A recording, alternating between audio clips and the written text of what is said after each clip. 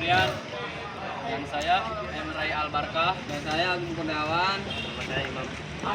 Di sini kita akan menjelaskan peristiwa pada masa Orde Baru, kehidupan pada masa Orde Baru, sosial ekonomi, pendidikan, dan budaya, dan berakhirnya pemerintahan Orde Baru. Peristiwa pada masa Orde Baru. Yang pertama, ada masa Orde Baru tahun 1956 sampai 1967.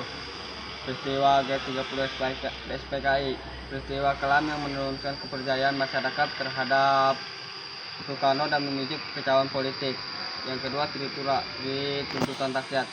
Aksi mahasiswa menuntut pembubaran PKI, pembersihan kabinet, dan penurunan harga.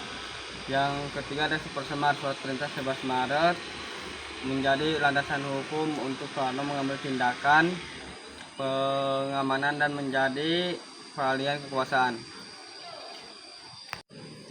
Yang kedua ada kebijakan politik.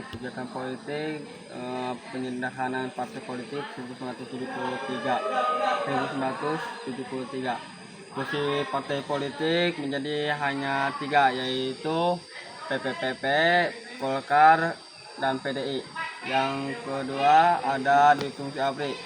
Dwi Fungsi ABRI adalah peran ganda ABRI dalam pertahanan, keamanan, dan sosial politik masuk ke parlemen. Yang ketiga ada pedoman penghayatan dan pengawalan Pancasila P4.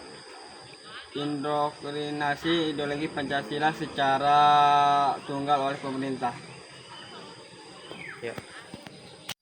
Dan nomor 4 ada peristiwa penting dan kejatuhan 1900-an. Itu ada penembakan Petrus dan krisis moneter pada 1997 sampai 1998. Nilai tukar rupiah sangat anjlok, ekonomi runtuh, dan harga kebutuhan pokok melejit dan tinggi. Yang ketiga ada kerusuhan Mei 1998.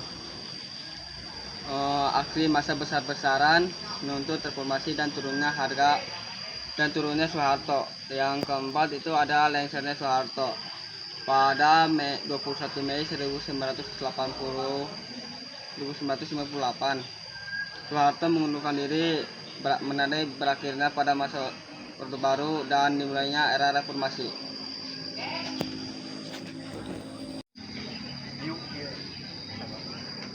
Kondisi ekonomi Orde Baru. Trilogi pembangunan menjadi landasan utama kebijakan stabilitas ekonomi, pertumbuhan, dan pemerataan. Yang kedua ada Repelita, rencana pembangunan 5 tahun, dimulai pada tahun 1969, fokus pada sarana ekonomi, sandang, pangan, dan infrastruktur. Swasembada pangan, keberhasilan menonjol pada tahun 1984, membawa Indonesia keluar dari krisis pangan.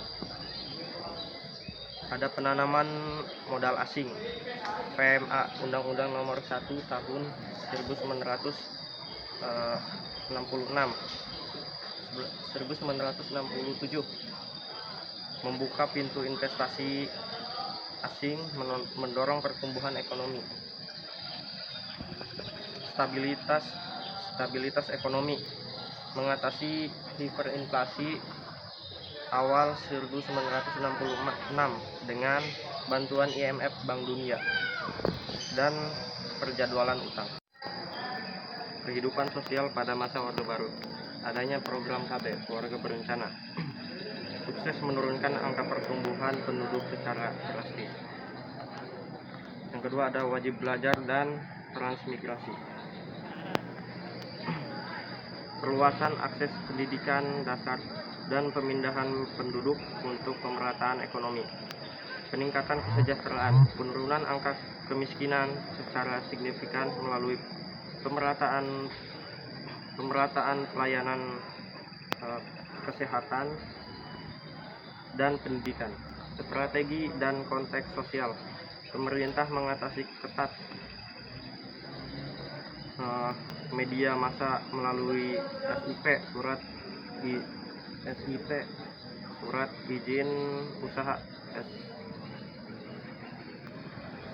izin usaha penertiban dan membatasi kegiatan politik.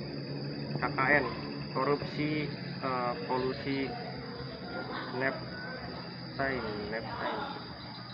Praktek KKN merajalela di kalangan pejabat yang menjadi pemicu krisis kepercayaan dan gerakan reformasi 1998. Pendidikan wajib belajar 6 tahun SD Inpers, kurikulum ideologi, pengetatan kampus, kebudayaan, standarisasi budaya, pelarangan kebudayaan Tionghoa, peran media massa, sama pengembangan budaya daerah. Berakhirnya masa pemerintahan Orde Baru ditandai dengan pengunduran diri Presiden Soeharto pada 21 Mei 1998 dan adanya gerakan mahasiswa besar-besaran untuk menuntut reformasi dan memuncak pasca tragedi Trisakti. Yang pertama krisis monumen. Yang pertama ada krisis moneter dan ekonomi. Yang kedua krisis kepercayaan dan politik. Yang ketiga ada gerakan mahasiswa. Yang keempat pengunduran diri. Yang kelima ada tragedi Trisakti tanggal 12 Mei 1968. Sekian dari kami. Wassalamualaikum warahmatullahi wabarakatuh.